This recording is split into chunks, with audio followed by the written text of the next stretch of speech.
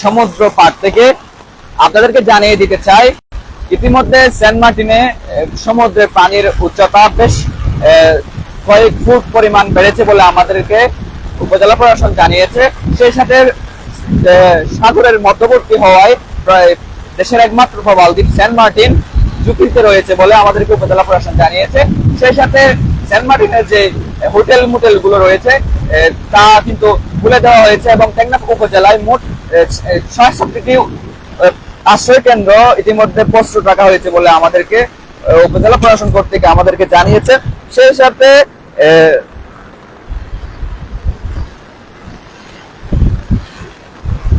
সাথে যারা নাফ নদী তীরবর্তী উপকূলের মানুষ, বেড়িবাঁধ এলাকার মানুষ, তাদেরকে নিরাপদ আশ্রয়ে যাওয়ার জন্য বারবার মাইকিং করা হলেও তারা বাসায় অবস্থান করছে বলে আমাদেরকে উপজেলা সহকারী কমিশনার ভূমি সৈয়দ শাফকাত আলী আমাদেরকে নিশ্চিত করেছেন।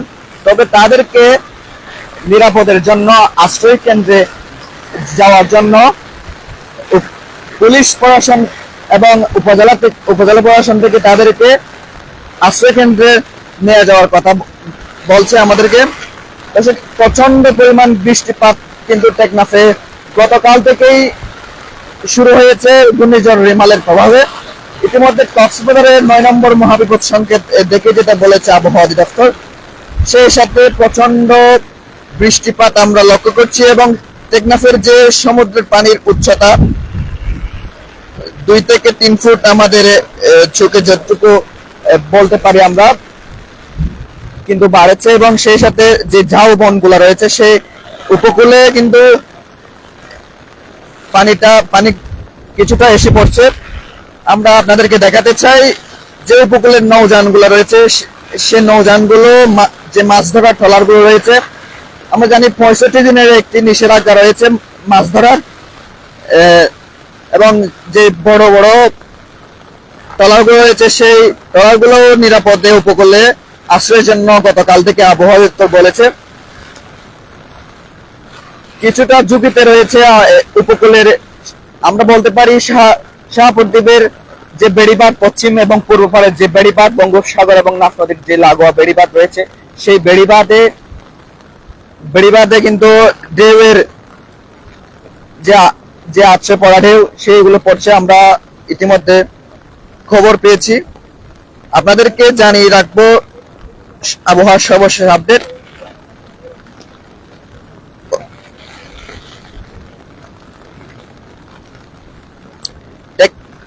টেকনাফের বিভিন্ন এলাকায় কিন্তু পাহাড়ের পাদদেশে কিছু মানুষ বসবাস করে, তাদেরকেও গতকাল থেকে উপজেলা প্রশাসনের পক্ষ থেকে মাইকিং করে বলা হয়েছে, তারপরেও তারা সেই বাসায় রয়েছে বলে আমাদেরকে উপজেলা প্রশাসন জানিয়েছে। তাদেরকে কিছুটা পুলিশের পক্ষ থেকে তাদেরকে নিরাপদে আশ্রয়ের জন্য বলা হচ্ছে বলে আমাদেরকে টেকনাফ মডেল থানার অফিসার ইনচার্জ নিশ্চিত করেছেন। আমরা যদি দেখাতে চাই সাগরের যে পানির উচ্চতা, এসব প্রচন্ড পরিমাণে বাতাস কিন্তু আমরা লক্ষ্য করছি।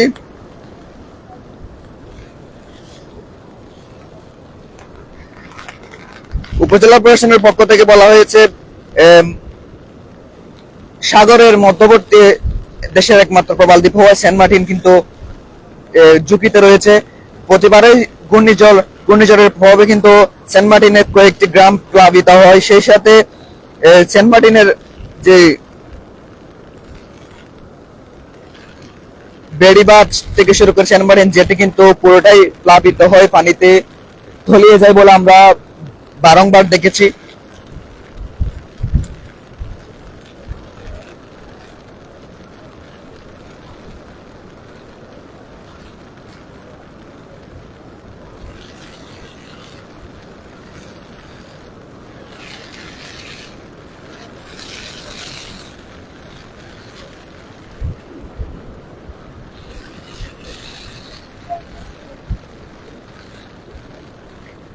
দর্শক, আমরা যুক্ত হয়েছি টেকনাফ থেকে ঘূর্ণিঝড়ের সর্বশেষ আপডেট জানিয়ে রাখার জন্য।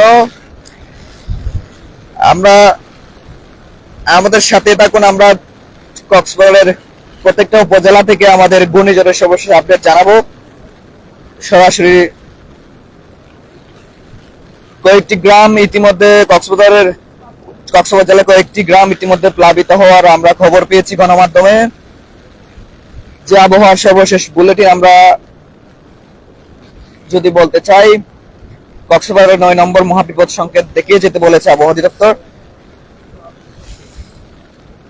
টেকনাফ আবারও যদি একটু বলতে চাই, টেকনাফে মোট 67টি আশ্রয় কেন্দ্র প্রস্তুত রেখেছে উপজেলা প্রশাসন। সে সাথে যে হোটেল মোটেল রেস্তোরাঁ গুলো রয়েছে তাদের মালিকদেরকেও উপজেলা প্রশাসনের পক্ষ থেকে জানিয়ে রাখা হয়েছে যেন কোনো তাণ্ডব কিংবা কোনো প্রবল বেগে যদি ঘূর্ণিঝড় রেমালের প্রভাব শুরু হয় তাহলে তারা মানুষ যেহেতু আশ্রয় কেন্দ্রে যদি মানুষের ঠাঁই না হয়, পূর্ব পরিকল্পনা হিসাবে কিন্তু সেই হোটেল মোটেল মালিকদেরকে অবগত করিয়ে দেওয়া হয়েছে বলে আমাদেরকে জানিয়েছেন উপজেলা প্রশাসন থেকে। আমরা দেখছি ইতিমধ্যে প্রবল বেগে কিন্তু বাতাসের গতিবেগ।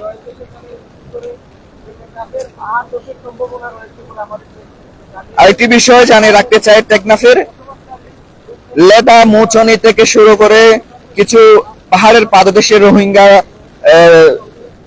শরণার্থীর বসবাস। সেই রোহিঙ্গা শরণার্থী ক্যাম্পে কিন্তু প্রশাসনের পক্ষ থেকে কিংবা তাদের যে সংস্থা রয়েছে, তাদেরকে নিয়ন্ত্রণে যে পিবিএন রয়েছে, আইন শৃঙ্খলা বাহিনী রয়েছে, তাদের পক্ষ থেকে কিন্তু তাদেরকে নিরাপদ আশ্রয়ে যেতে কিন্তু মাইকিং করা হয়েছে বলে আমাদেরকে জানিয়েছে। ইতিমধ্যে কিছু গ্রাম, টেকনাফের কিছু গ্রাম কিন্তু পাহাড়ের পাদদেশে থাকায় তাদেরকেও মাইকিং করেছে উপজেলা প্রশাসন। পাহাড় দেশের একটা সংখ্যা রয়েছে বলে আমরা নিশ্চিত বলতে পারি। গেলবার কিন্তু পাহাড় পাদদেশে কয়েকজনের মৃত্যু আমরা দেখেছি কিন্তু টেকনাফে। তাই আমরা বলতে পারি পাহাড় দেশের সংখ্যা রয়েছে বলে আমরা বলতে পারি। তবে আরেকটি বিষয় জানিয়ে রাখতে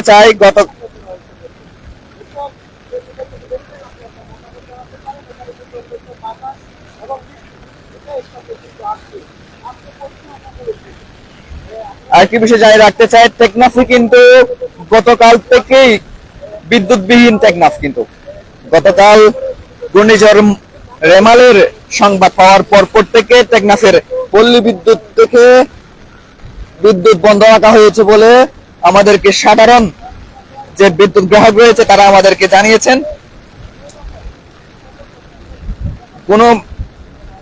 এবং গতকাল থেকে টেকনাফে গুড়ি গুড়ি বৃষ্টিপাত শুরু হয়েছে এবং সেটি রাত নাগাদ প্রবল বেগে হয়েছে বলে আমরা লক্ষ্য করেছি। সেই সাথে যদি আপনাদেরকে দেখাতে চাই, সমুদ্রের যে গর্জন কিছুটা আগের তুলনায় স্বাভাবিকের তুলনায় কিছুটা বেড়েছে এবং পানির উচ্চতাও আমরা লক্ষ্য করছি।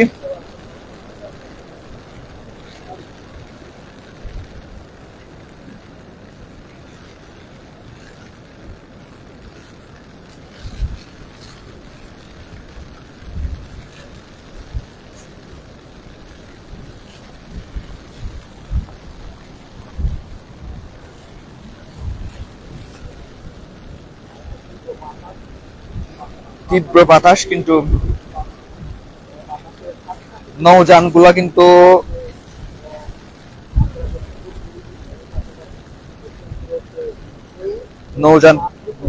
কিন্তু উপকূলে রাখা হয়েছে, মাছ ধরার যে ট্রলার গুলো রয়েছে।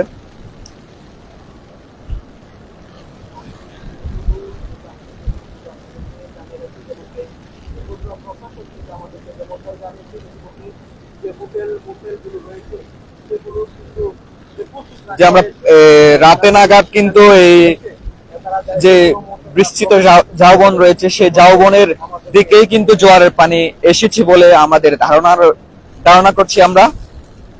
আমরা দেখতে পাচ্ছি বিস্তৃত সেই ঝাউবনের কিছু গোড়ালি ইতিমধ্যে ভাঙন ধরেছে বলে আমরা দেখতে পাচ্ছি।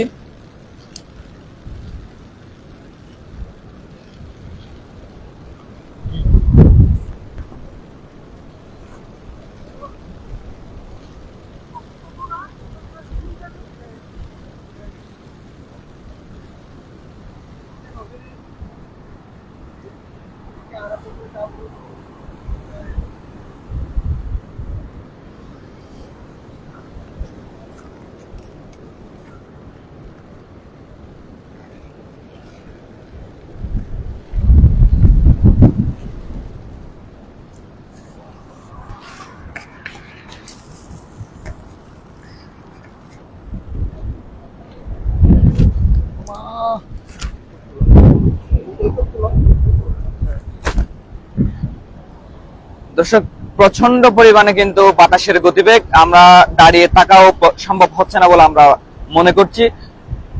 ইতিমধ্যে টেকনাফের প্রায়শই জায়গাগুলোতে বাতাসের গতিবেগ, বৃষ্টিপাত, সেই সাথে যে ঘূর্ণিঝড়ের প্রভাব, সেই ঘূর্ণিঝড়ের প্রভাব লাগতে শুরু করেছে এবং দেশের একমাত্র প্রবাল দ্বীপ সেন্ট মার্টিনে প্রচন্ড পরিমাণে ঝুঁকিতে রয়েছে বলে আমাদেরকে উপজেলার প্রশাসন থেকে জানানো হয়েছে।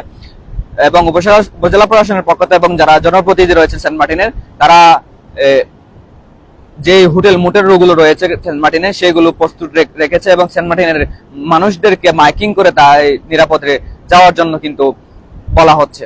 এবং কয়েকটি গ্রাম সেন্ট মার্টিন ইতিমধ্যে প্লাবিত হওয়ার আশঙ্কা বলে আমাদেরকে সেন্ট মার্টিনের সাধারণ মানুষ জানিয়েছে। সেই সাথে টেকনাফ এবং সেন্ট মার্টিনের যে সাগর, যে সমুদ্র রয়েছে, সেই সমুদ্রের পানির উচ্চতা কিছুটা বেড়েছে বলে আমাদেরকে আমরা লক্ষ্য করেছি।